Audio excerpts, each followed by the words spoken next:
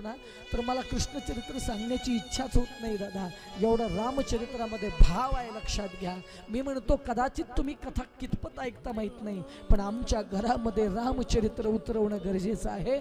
आजच्या काळामध्ये तुम्ही धनाच्या पाठीमागं लागलेले आहे, तुम्ही संपत्ती कमवण्याच्या पाठीमागं लागलेली आहेत. मी म्हणतो आजच्या काळामध्ये 70% नाही, प्रत्येकाच्या घरामध्ये कौशल्य होणं आवश्यक आहे. पण मी अनुभव सांगतोय, प्रत्येकाच्या घरात कौशल्य नाही, कैकई आहे म्हणून राम जन्म घेत नाही.